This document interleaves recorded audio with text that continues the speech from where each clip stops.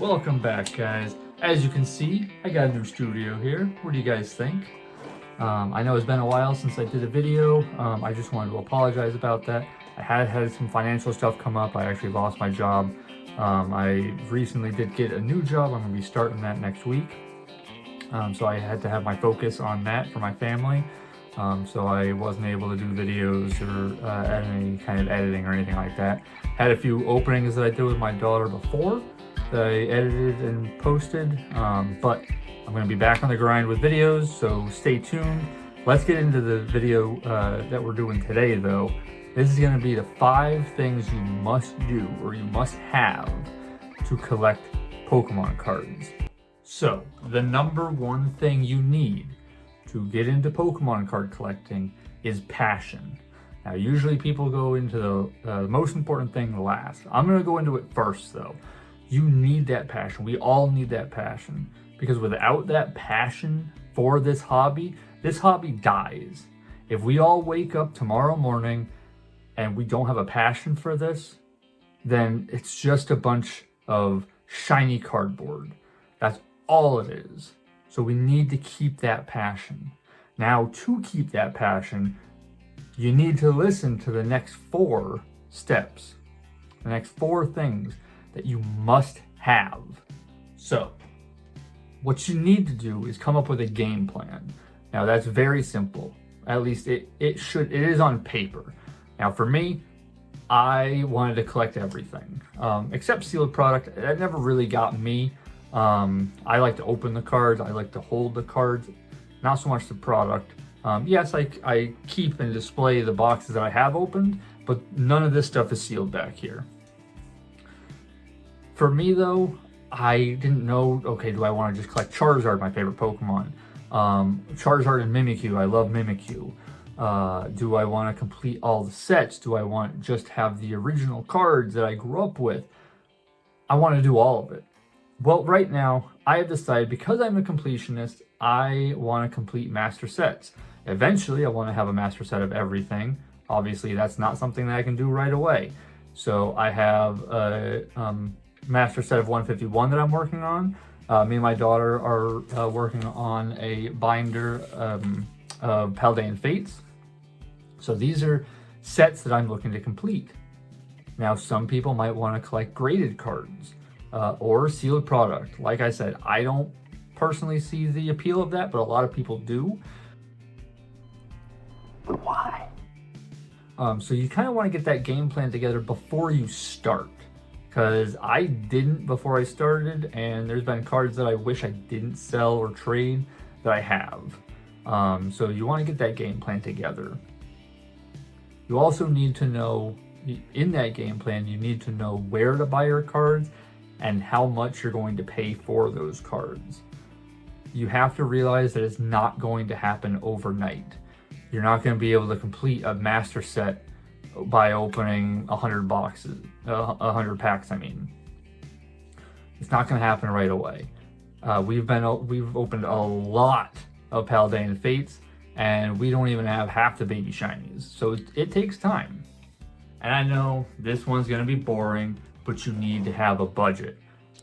Oh, brother, this guy stinks! Everybody hates the word budget. But basically what you need to do is figure out how much you can afford for this hobby. Because if you don't do this, you may get yourself in a financial situation that's not very good. I'm all out of money!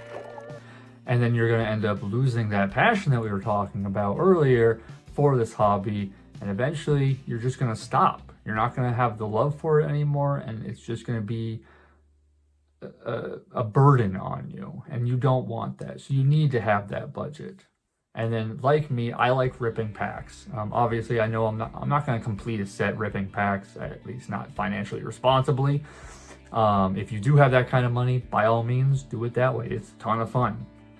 But what I recommend is, most of you probably already know or watch Danny Phantom, but he has videos where he gets basically the fun cost.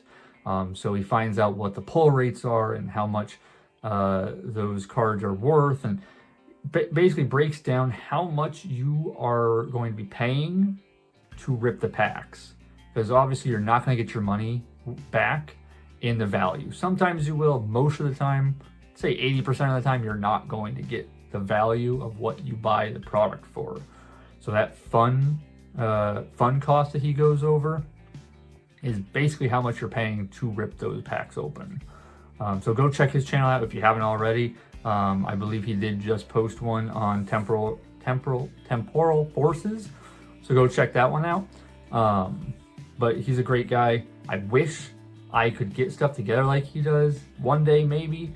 But yeah, go check him out. He's really awesome.